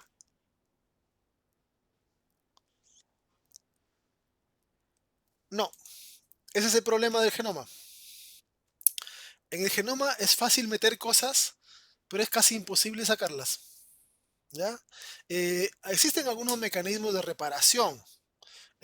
Algunos mecanismos de reparación que pueden eh, sacar algunas cosas que se metieron al genoma, pero en general la mayor parte de las secuencias que se meten al genoma después no se sacan. ¿Ya? Los, los, lo- Cuando son eliminados los intrones es cuando se hace el proceso de transcripción. ¿Ya? Entonces ahí tú, por ejemplo, pero tú no lo eliminas al intrón del genoma, sino que tú haces una copia en RNA y en esa copia de RNA ahí le cortas todas las partes intrónicas. Pero tú cortas en el RNA, que al final va a desaparecer, pero el DNA no se toca. ¿Ya? Entonces, por esa razón es que, si se acuerdan, conversábamos de que en el genoma apenas el 5% codifica. ¿Ya? ¿Se acuerdan que que era el 1.5, el 1.5 era la parte codificante, el 5% era los genes, pero en general la parte que codifica, que son los exones, es, es una pequeñísima parte del genoma. ¿Por qué razón? Porque el genoma tiende a copiarse. ¿Y qué es lo que más se copia? Las zonas que no sirven. ¿Ya? ¿Existe una relación entre intrones y pseudogenes? No necesariamente. ¿Ya? Eh, los pseudogenes también tienen intrones. Por ejemplo, esto es un gen, pero para hacer un gen completo necesita tener aquí adelante en la zona promotora, ¿ya? Y aquí la zona terminadora. Y ahí sería un gen. ¿Ok? Eh, si de repente, por ejemplo, desde otra parte llega acá y se mete un intrón grande, separa la zona promotora de la zona codificante. Y podría ser que ya no se exprese el gen. Y pasa a ser un pseudogen. ¿Ok? Pero no siempre se da ese caso. Entonces no siempre tenemos esa relación entre intrones y pseudogenes. ¿Ya?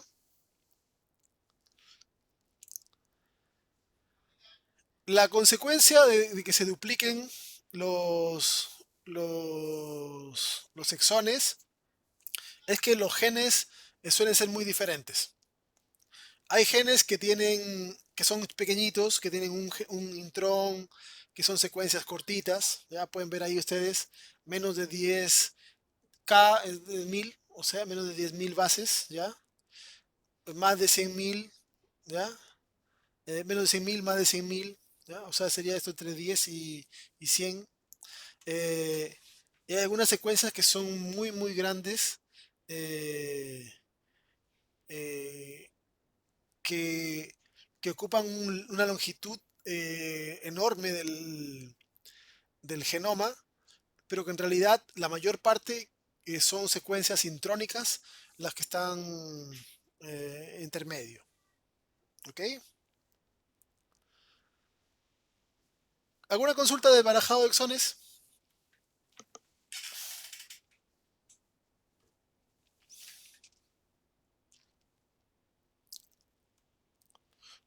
Nada, ya. Sigamos entonces. Otra forma en la cual se modifican o evolucionan los genomas es a través de modificaciones, o sea, mutaciones, pero ya mutaciones más grandes, ¿ya? Que implican el número de cromosomas o que implican la estructura del cromosoma, ¿ok?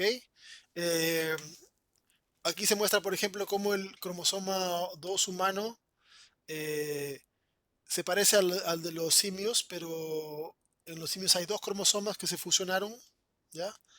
Mientras que en los orangutanes, en los chimpancés se mantienen separados, ¿ya? Eh, Hay secuencias que se han cambiado, etcétera. Son diferentes tipos de mutaciones que podemos encontrar en diferentes seres. Por ejemplo, en los vertebrados tenemos duplicaciones de genómicas, ¿ya? Los invertebrados, y eso vamos a verlo más adelante, tienen un solo juego de genes OX, por ejemplo, porque tienen un solo cromosoma de ese tipo. Y en los tetrápodos tenemos hasta 4. ¿Ya? Aquí hasta 4 porque se duplicó 2 veces esos cromosomas. Entonces tenemos duplicaciones completas del número de cromosomas que generaron ganancia de cientos o de miles de genes a la vez. ¿Ya? Entonces, imagínense que una especie duplica su genoma, ¿ya? En los gametos. En lugar de quedar como gameto haploide, se queda como gameto diploide. Entonces, el individuo, si es que sobrevive, tendrá el doble de genoma que los originales. Y si tiene 2 genes de cada uno, puede diversificarse muchísimo, porque cada gen, como habíamos visto en la duplicación de genes, cada gen puede variar, puede mutar y adquirir nuevas funciones. ¿Ok?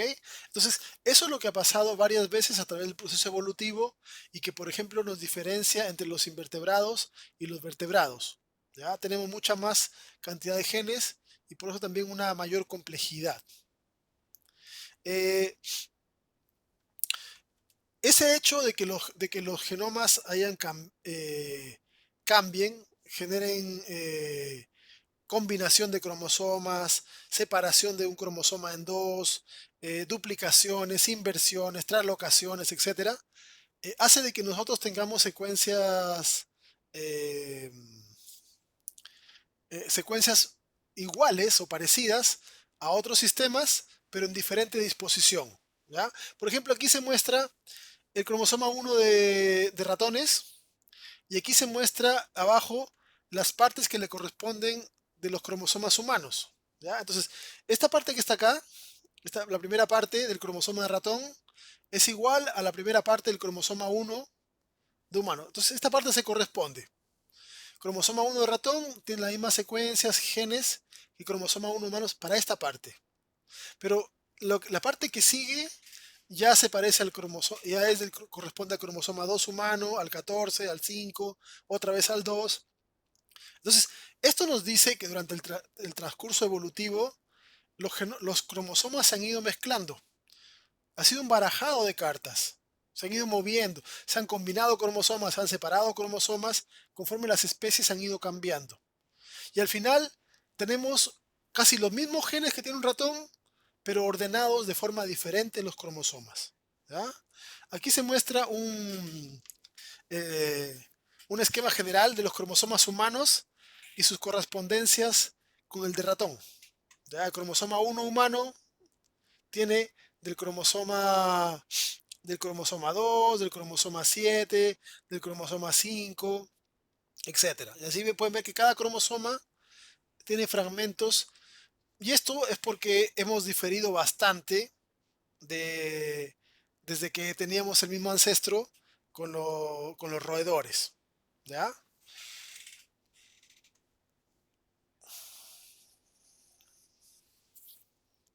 Bueno, y además de eso, en el transcurso evolutivo, aparte de todos los genes Profe, comunes que tenemos, también tenemos un montón de genes que son específicos que se han ido ganando cuando las líneas evolutivas fueron separadas. ¿Ya? ¿Querían preguntar algo? sí, yo, profe. Dime. Em, el hecho de que entonces los genes estén ordenados de forma diferente hace que, o sea, la aleatoriedad con la cual están ordenados nos hace diferentes de una especie con otra. ¿Eso es? Sí, o sea, no la forma en que uno usa esos genes, porque el gen de la insulina en ratones está ubicado en otra posición, pero sirve para lo mismo. Pero, es decir, la posición del gen no necesariamente tiene que ver con que sea utilizado de forma diferente, pero sí la posición del gen puede hacer de que dos individuos, que aunque se parezcan mucho y tienen el genoma con cosas cambiadas de lugar, ya no puedan hibridar, por ejemplo, ya no puedan tener descendencias comunes. Esos procesos de especiación la vamos a ver también más adelante, ¿ya? Pero, pero se refiere a que tenemos en general muchas secuencias comunes, ¿ya? Y se usan para cosas comunes. Por ejemplo, los genes del metabolismo de carbohidratos, los genes de generación de ATP, los genes de producción de nucleótidos. Todos son genes que se usan para lo mismo en ratón, en humano y en un montón de otras especies más. ¿Ya? Entonces, no importa dónde estén ubicados, se usan para lo mismo. ¿Ya? Pueden haber cambiado de posición, pero tienen la misma utilidad. Puede variar un poquito la forma en que se usan, pero eso no es mayor. Lo que nos da mayores diferencias son las secuencias exclusivas. ¿Ya? Las secuencias que son específicas de género, específicas de especie, que le dan características particulares a cada grupo. ¿Ya? Que le permiten a a un grupo, por ejemplo, generar plumas, ¿ya? Y a todos los demás no. A un grupo tener escamas y a todos los demás no. Poner huevos, bueno, hay diferentes grupos que ponen huevos, etcétera, etcétera, ¿ya? Pero entonces el punto es que la posición de los genes en el genoma va variando y eso va haciendo de que, de que la especie vaya separándose de otras especies, porque ya no pueden hibridarse, ya no pueden combinarse si es que sus genes, sus secuencias están ubicadas en cromosomas diferentes, ¿ya? Porque no se puede hacer correctamente el crossing over. ¿Ok? Bien.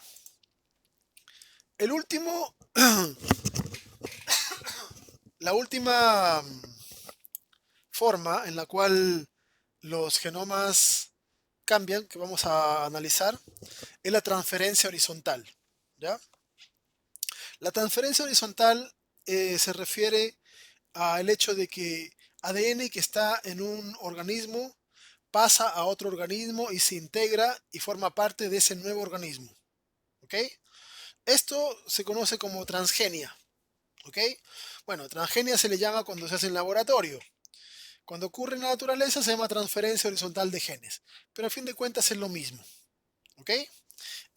Y la verdad es que nosotros somos el resultado, tenemos en nuestro genoma una gran cantidad de procesos de transferencia horizontal. ¿Ya? Eh, no es algo que sea antinatural, no es algo que genere... eh, no es que sea algo aberrante o que no existe en la naturaleza. ¿Ya? Eh, nada de lo que está ahí es antinatural. Bueno, las imágenes de abajo son falsas, pero las de arriba son todas verdaderas y ninguna es por transgenia. ¿Ya? Ninguna de las imágenes que está arriba es de transgenia. Son mutaciones, pero ninguna es transgenia. Y la transgenia, la única diferencia entre la transgenia y un proceso, o sea, la natural y lo que ocurre en el laboratorio es cómo se elige la secuencia nada más. ¿Ya? No estamos hablando de ese tipo de... La transgenia es cuando segmentos de genes pasan de un individuo a otro.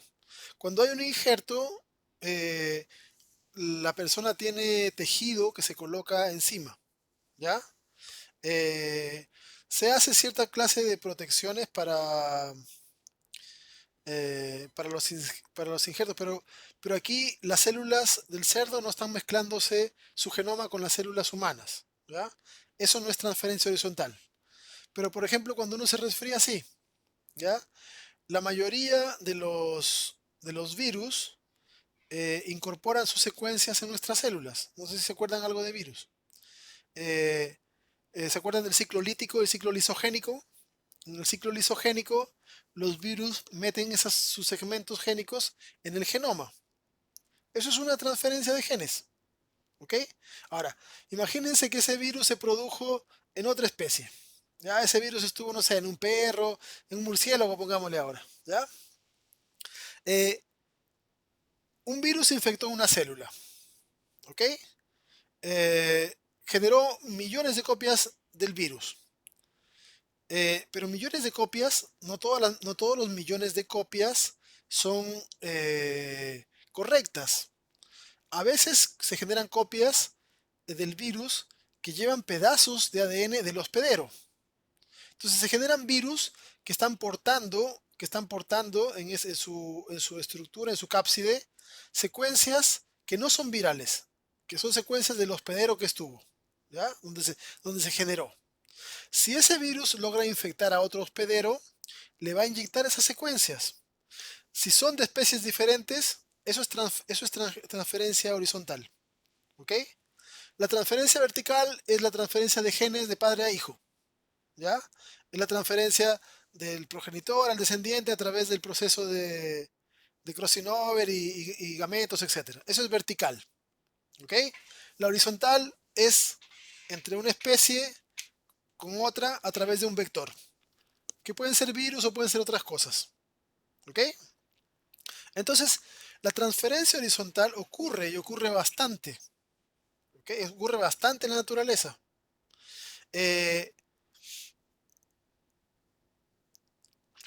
En las vacunas con virus vivo atenuado, bueno, no se puede decir virus vivo porque los virus no están vivos, pero sí se puede decir virus atenuado.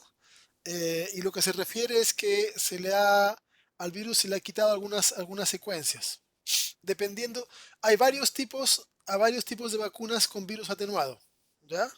Pero en general, la mayor parte de vacunas actuales no usan genoma viral, sino que usan proteínas virales, de modo que no se pueden integrar en el genoma, ¿ya? Lo que se hace es que se genera, o sea, se producen proteínas en un bioreactor. A ver, en otra clase les voy a explicar el detalle de las vacunas, pero lo que se hace en general es que se toma las secuencias virales para una proteína del virus, se las mete en una bacteria, se la hace crecer y la bacteria produce la proteína y luego con esa proteína, esa proteína sirve de vacuna para que el organismo al cual se la inyecta genere anticuerpos contra esa proteína. Como es del virus, será anticuerpos contra el virus. ¿Ya?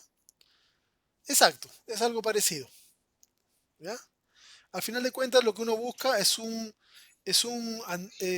elemento que sirva como antigénico, un elemento que haga reaccionar al sistema inmune. ¿Ya? Después vamos a hablar de vacunas y vamos a hablar de más cosas y vamos a hablar de cómo se producen en bioreactores, todo eso. ¿Ya? Entonces, la transferencia horizontal de genes, o sea, la transgenia, no es algo que sea antinatural. ¿Ok? Los transgénicos que se producen ahora se producen siguiendo, o sea, si no se pudiese hacer en la naturaleza, tal vez difícilmente se podría hacer en laboratorio, porque utilizamos herramientas moleculares de la naturaleza, ¿ya? Para hacer transferencia horizontal.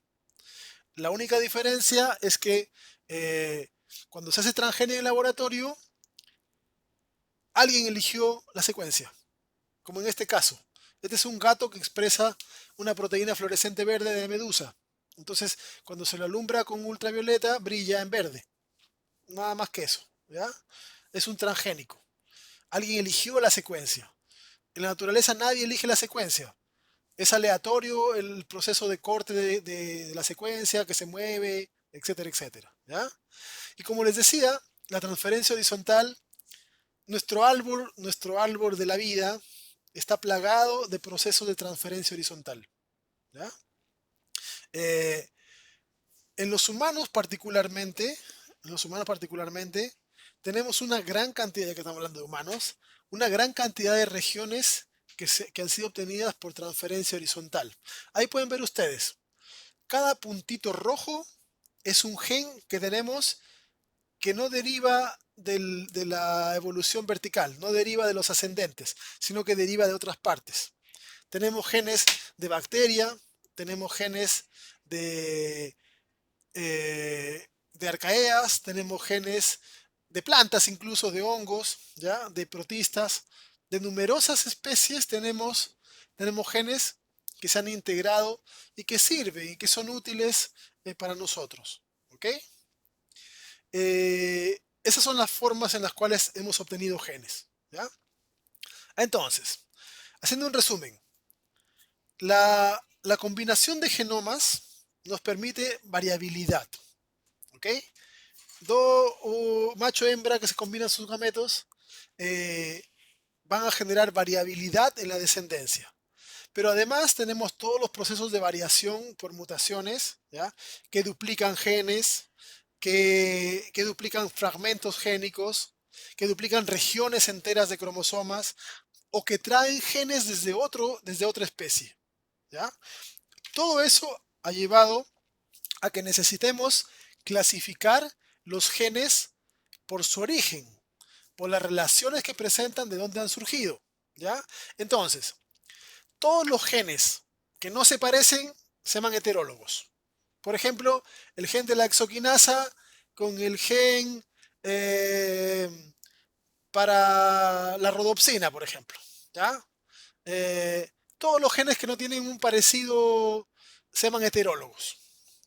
Los genes que tienen un parecido alto y que pueden cumplir funciones iguales o similares se llaman homólogos, ¿ya? Homólogos. Los homólogos pueden ser de tres tipos.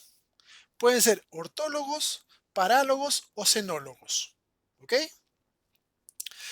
Los ortólogos son los que se han separado por especiación. Por ejemplo, la exoquinasa de humanos con la exoquinasa de chimpancés. Son ortólogos, son genes homólogos, porque son genes que tienen parecido, pero son ortólogos porque ahora están en dos especies diferentes. Está la exoquinasa de humanos, la exoquinasa de chimpancés. ¿O sea, ok? Esos genes cumplen la misma función, pero en diferentes especies. Y su secuencia es muy parecida. Los parálogos son aquellos que se separaron por duplicación, pero en la misma especie y adquieren funciones diferentes. Por ejemplo, la exoquinasa con la glucoquinasa. Ambos están en humanos. ¿Ok? Su función es parecida, pero no igual. ¿Ya? Los homólogos tienen un mismo origen. ¿Ok? Por ejemplo, la exoquinasa de humanos con la exoquinasa de chimpancés tienen su mismo origen. La exoquinasa del primate del cual venimos los dos. La exoquinasa con la glucoquinasa tienen un mismo origen, un gen ancestral que dio origen a las dos. ¿Ya? Entonces, de esa forma podemos encontrar genes que son homólogos, pero que tienen diferentes características. Y los xenólogos son los que se han sido separados por transferencia horizontal. Por ejemplo, tenemos un gen, no me acuerdo, bueno, tenemos hartos genes. Imagino que tengo un gen, no me acuerdo ninguno ahora. Un gen que está presente en humanos y está presente en un grupo de bacterias. Y que fue obtenido por transferencia horizontal. ¿Ok? Esos se llaman xenólogos, porque cumplen el mismo rol en humanos y en bacterias, pero fue obtenido no por especiación, no por duplicación, sino por transferencia horizontal. Esos son los tres tipos de relaciones génicas para genes que tienen secuencias similares. ¿Ok? Bien. Hasta aquí la clase de hoy. Espero que no se hayan cansado. Profe, una Dígame. consulta. ¿Los genes homólogos son solamente aquellos que se producen a partir de una transferencia horizontal? Los xenólogos